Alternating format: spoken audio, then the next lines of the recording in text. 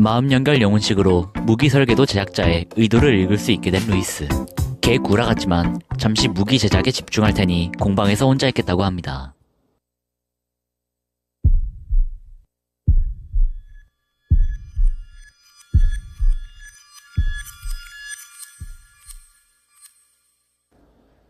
어쩔 수 없이 공허의 기사와 함께 이곳을 둘러보기로 한 스티아라는 바로 누군가의 습격을 당하고 맙니다. 처음 보는 옷차림의 여성은 자신을 사쿠라라는 이상한 이름으로 소개했죠. 갑자기 돌풍에 휘말려 이곳에 오게 되었다고 말하곤 사랑하는 연인인 후배도 말려들어왔지만 떨어지게 되어서 계속해서 찾고 있다고 말했죠. 어째서인지 처음으로 이 세계에서 말이 통했다고 합니다. 이렇게 된 거 이곳저곳 둘러본 선배가 길 안내를 해주며 이 이상한 장소를 같이 탐험하기로 합니다. 만 이제 뱀한테까지 습격당하고 맙니다. 하지만 생각 이외로 강력한 뱀들, 수를 줄여도 계속해서 몰려오는 공세에 더 이상 버티기가 힘들었습니다. 더 이상의 공격을 버티기 힘들던 순간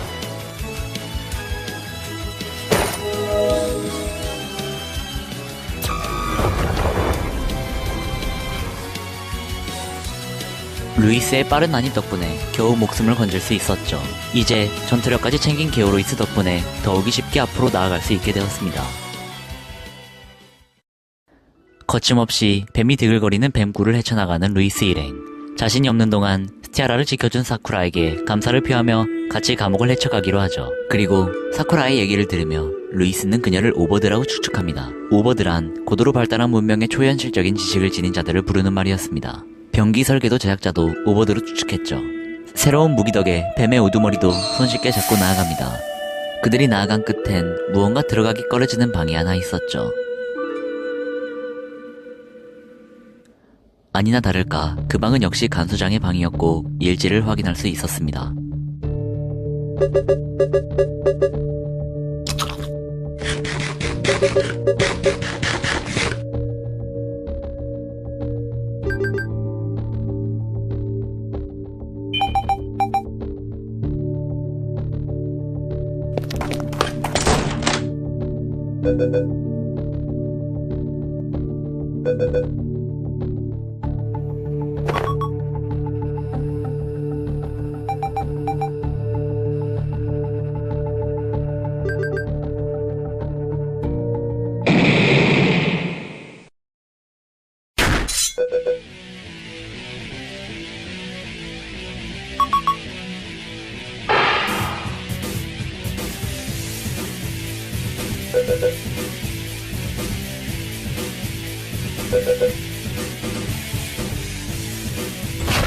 수감자들을 희롱하고 감옥을 본인 마음대로 지어주무르던 감옥의 2인자. 역시 이 끔찍한 감옥의 간수장이었던 그는 강력한 공격들을 하며 루이스 랭을 압박해왔죠. 다채로운 공격들로 루이스 랭을 공지로 몰아넣는 그였지만 계속해서 성장해온 루이스 랭에게 상대가 될 순 없었죠.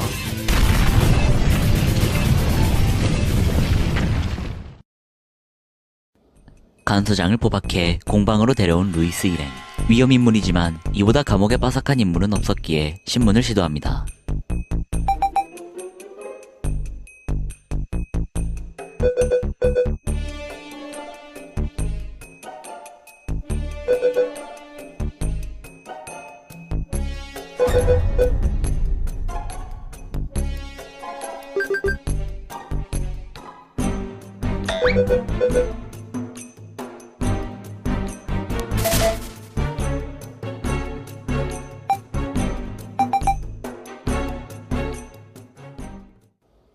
타고난 그녀의 애써 적용 덕분에 그에게서 많은 정보를 얻어낼 수 있었죠.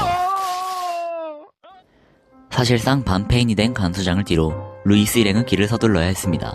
간수장이 부재인 이상 루이스가 탈출한 걸 들키는 것도 시간 문제였죠.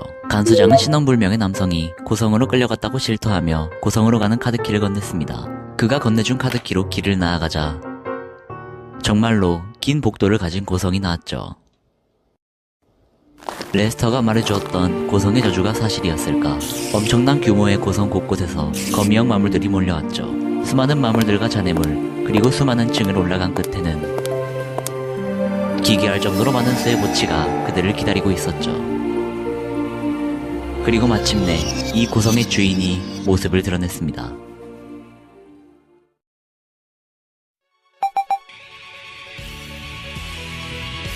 어째선지 루이스는 고성의 주인을 알아보는 듯 했죠. 하지만 이미 이성이 남아있지 않은 둘이었기에 마족을 먼저 빠르게 제압하기로 합니다. 크게 전투력을 키워왔음에도 쉽게 밀리지 않는 강력함을 보여주는 거미형 마족. 지금까지 보았던 적들 중 가장 강력함에는 틀림없었지만 수많은 난관을 헤쳐온 루이스 일행 앞에 고성의 주인도 무릎 꿇을 수밖에 없었습니다. 다행히 마족을 제압한 루이스 일행. 기절한 마족 옆에 있던 고치를 열어보니 그녀는 드디어 후배를 만날 수 있었죠. 재회의 기쁨을 느끼기도 잠시에 그들은 어디선가 들려오는 희한한 소리를 들었죠. 그 소리가 나는 상자에서는 사쿠라와 후배들을 원래 세계로 돌려보낼 방법을 찾았다고 말했습니다. 그 순간 옆에서 들려오는 인기척에 서둘러 상태를 보러 가보았죠. 정신을 차린 그 마족은 루이스를 보고 놀라며 자기소개를 시작했습니다. 마족은 자신을 3일 아래 무국의 나라 야마토의 여왕이라고 했죠. 과거 루이스와 인류 해방에 큰 공헌을 한 인물이기도 했습니다. 하지만 이 지하 감옥에서 사망한 후 고성의 저주로 인해 마족으로 깨어난 듯 했죠. 거미 여왕이라 그런지 거미 마족과 감각이 공유되어 명령을 내릴 수 있었다 합니다. 마족이 된 후 반쯤 이성을 잃은 상태에서도 죄수들을 살리기 위해서 이곳으로 데려와 고치로 만들었던 것입니다. 그러곤 루이스에게 자신을 따라오라고 말했죠. 고성 뒤편에 있던 길고 긴 숲을 지나가자 커다란 얼음덩어리가 있는 한 방에 도착하죠.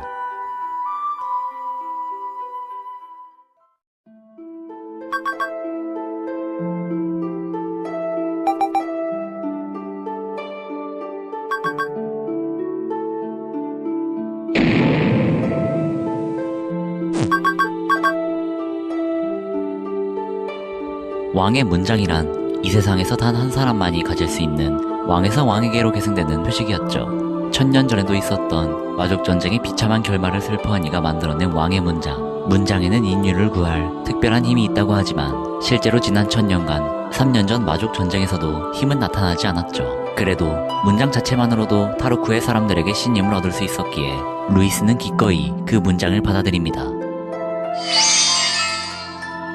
인류를 구한 영웅에서 누명을 쓴 죄수에서 세상에서 단 하나뿐인 선택받은 왕이 된 게오루이스.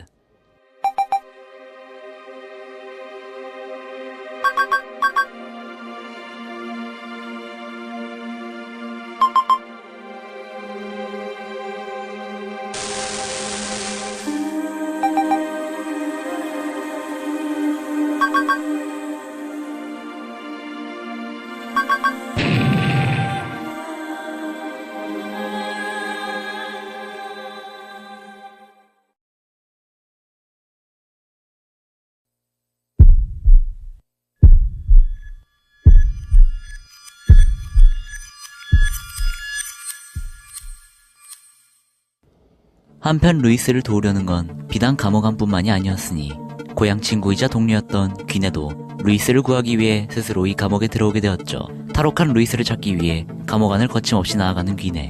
간수들이 감시하는 상황에서 루이스의 자취를 찾으며 나아가죠. 고성 앞에 도착하자 수많은 유령들이 길을 막고 있었기에 싸우려던 순간 고성에서 귀네를 발견한 루이스 일행이 도와주게 됩니다. 마지막 탈옥주로 귀네까지 합류한 루이스 일행은 마지막 탈옥 전 쌓인 피로를 풀기 위해 목욕을 한 후 다같이 잠에 듭니다.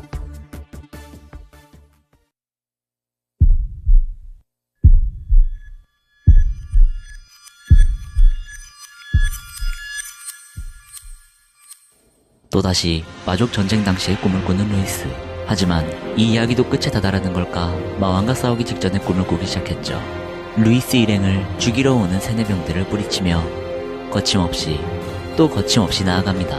인류를 무차별적으로 학살하고 자유를 앗아간 마왕을 죽이기 위해 그들은 점령당한 보에로스 성을 계속해서 올라가. 모든 것은 꿈이었습니다. 죽은 아버지와 마을 사람 모두.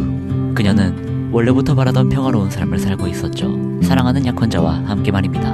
마족 전쟁이 발발하지 않았다면 일어났을지 모르는 달콤한 삶. 그녀도 알고 있었습니다. 이미 죽어버린 생명은 돌아오지 않는다는 것과 자신과 같은 아이가 생기지 않도록 하기 위한 자신의 사명을. 그렇기에 그녀는 달콤한 환각에 안주할 수 없었습니다. 그녀는 그렇게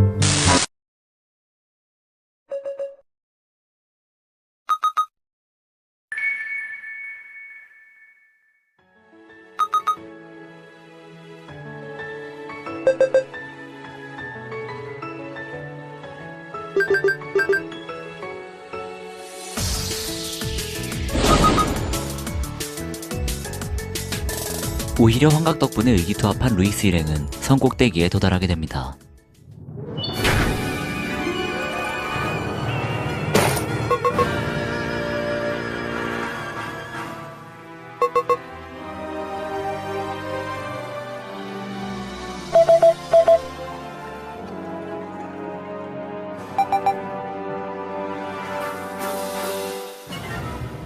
잔제 토데이라와 잔제 로비.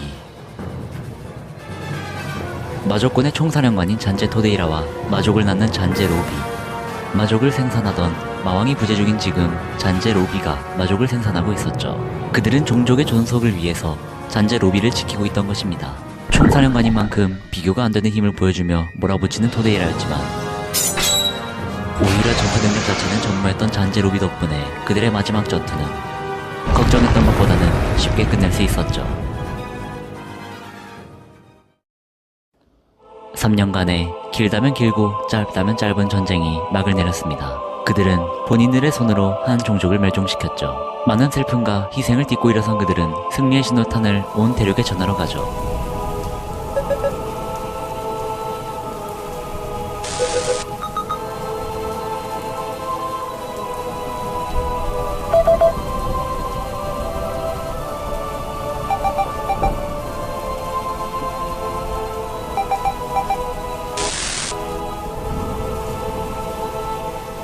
무언가 이상합니다. 현실과 꿈이 뭔가 뒤틀려 있습니다. 이게 진실이었죠. 처음부터 비느는 루이스 일행과 함께 싸우지 않았습니다. 그녀를 다시 봤던 건 전쟁이 종식된 후 이때가 처음이었습니다. 그녀는 마족 전쟁 당시 구세주라는 호칭으로 불리며 많은 이들을 구하다 마족에게 붙잡혀 잔혹하게 살해당했다고 전 지역에 알려졌었습니다.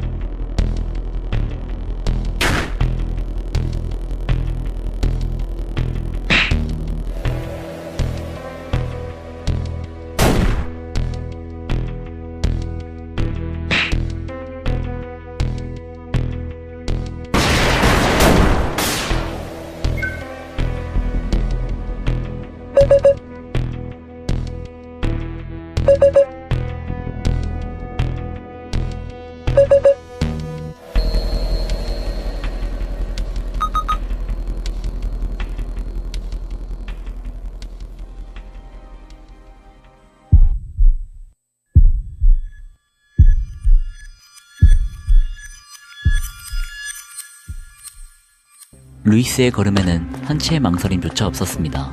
3이달의 여왕이 알려준 지름길로 누구보다 빠르게 달려가는 게오루이스. 그녀는 이윽고 촬영장에 도착하게 됩니다.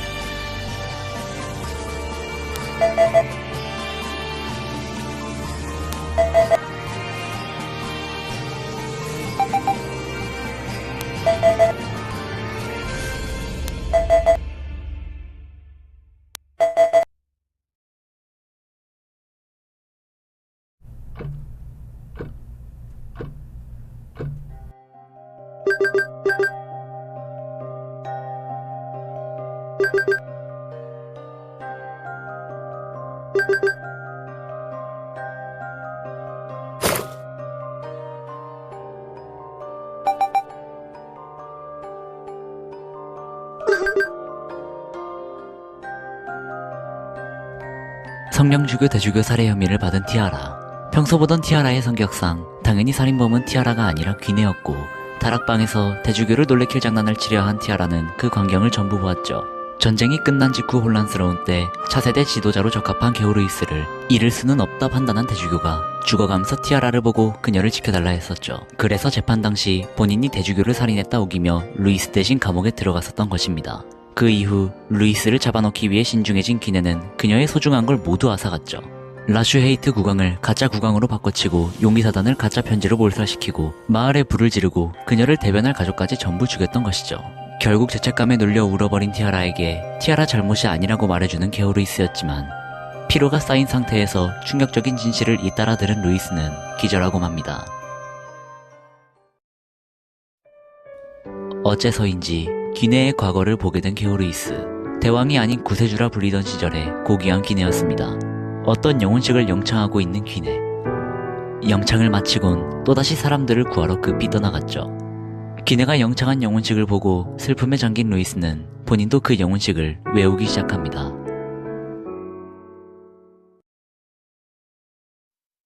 기절한 지 24시간이 지났습니다. 3일 동안 쉴 새 없이 겁탈당한 티아라도 이미 한계인 듯 했죠.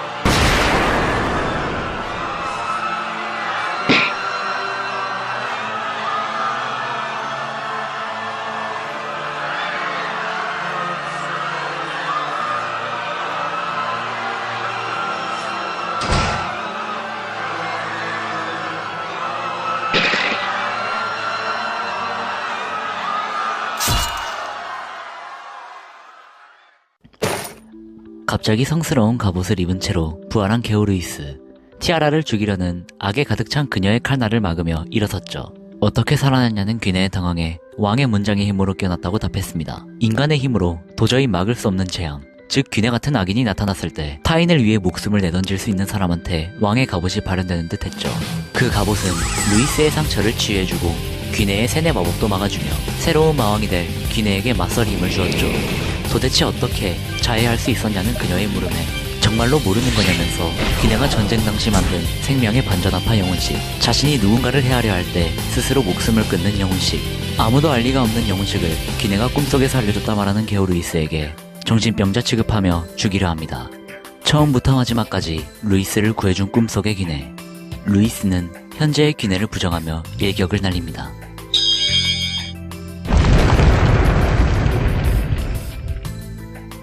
압도적인 왕의 갑옷의 힘에 부상을 입은 귀내는 전이 마법으로 감옥 어딘가로 도망칩니다. 뒤이어 떨어졌던 소녀와 왕족들을 대피시킨 공허의 기사와 오버드 둘을 원래 세계로 돌려보내고 온 3위달의 여왕과 합류해 대왕이 만든 혼란을 잠재우고 새로운 나라를 만들겠다고 왕족들 앞에서 선언합니다. 그 후 귀내와 마지막 싸움을 하기 전 결계 속으로 들어가 그녀의 상처와 아픔을 마주하죠. 누구보다 사람들을 열심히 구했지만 가족들에게 붙잡혀 가족을 인질로 잔인하게 사람들을 죽일 수밖에 없었고, 결국 가족도 지켜내지 못하고 끔찍하게 처형됐던 그녀의 슬픔을 사람들에게서조차 구세주에서 배신자로 낙인 찍히고 죽어서조차 편히 쉴 수 없던 그녀의 아픔을, 설령 그렇다 하더라도 그녀의 악행은 용서받을 수 없는 것이었기에 이야기의 막을 내리러 갑니다.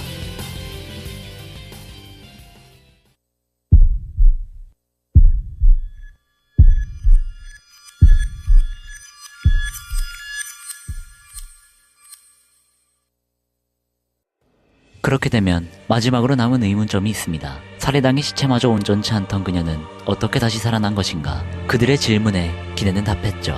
마족전쟁 마지막 싸움 당시 아무렇지 않게 잊혀졌던 존재, 그리고 마족의 마지막 희망치고 아무 능력도 없이 싸움에서 죽었던 잔재 로비, 그곳 전장 뒤 발코니에 있던 귀내의 시체.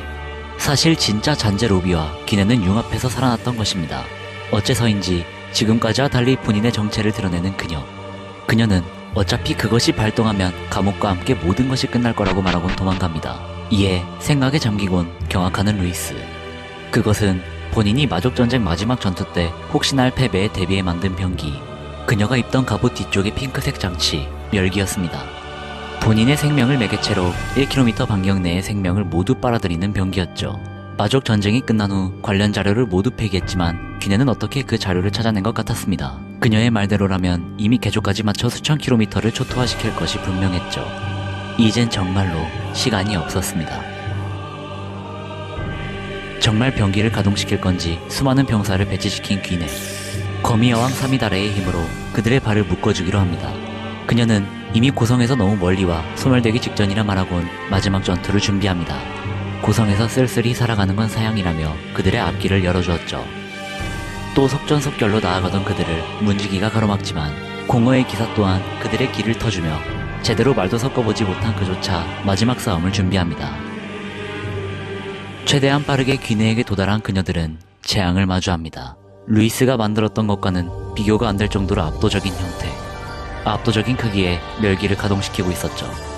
어떻게든 귀내를 쓰러뜨리고 멸기를 중지시켜야 하는 루이스. 서로 양립할 수 없는 그들의 평화는 아무리 왕의 갑옷을 입은 루이스라도 만반의 준비를 갖춘 그녀를 쓰러뜨릴 수 없었고 결국 멸기가 가동됩니다.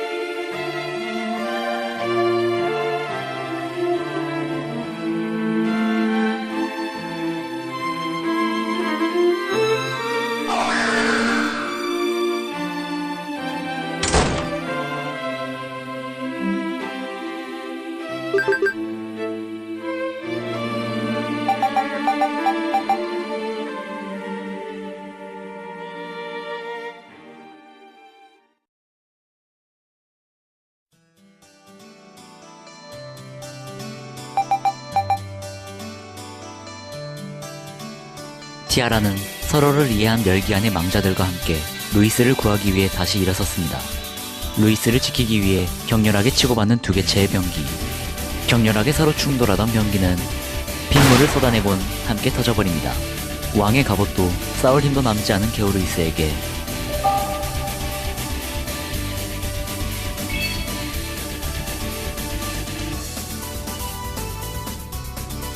꿈속에서도 현실에서도 늘 루이스 곁을 맴돌던 영혼들이 그녀에게 힘을 빌려주었습니다. 귀네는 게오루이스의 모든 것을 앗아갔지만 동료와의 인연의 끝만큼은 빼앗지 못했던 것이죠. 갑작스러운 그들의 도움에 놀라기도 잠시 왕의 문장이 다시 한번 그녀를 부릅니다. 마족의 근원을 없애기 위해 정신세계로 들어간 루이스. 그녀가 꾸던 꿈도 사실 꿈이 아닌 정신세계였던 것이죠.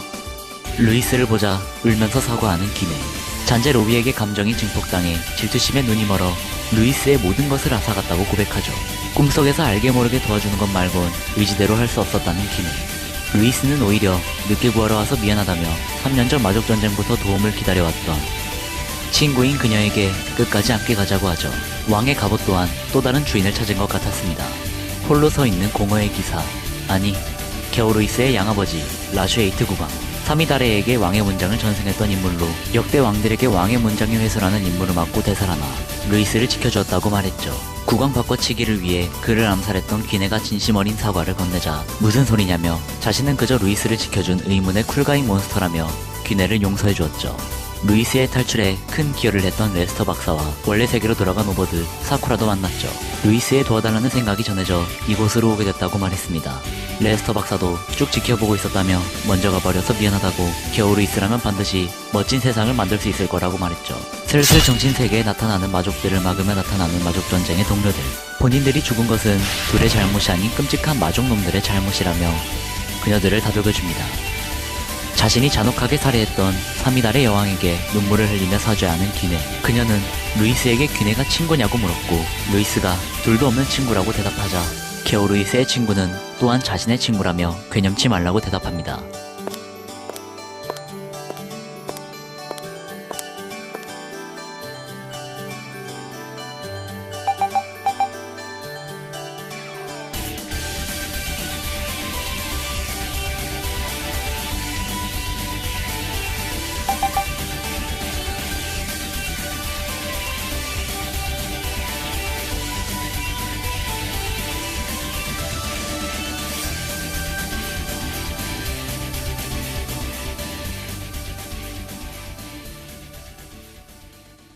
모두의 힘이 합쳐져 마족의 근원을 뿌리 뽑을 수 있었죠.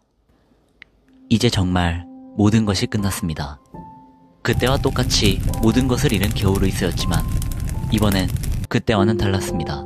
그들의 죽음이 이정표가 되어 루이스의 앞길을 환하게 비추어 주었죠.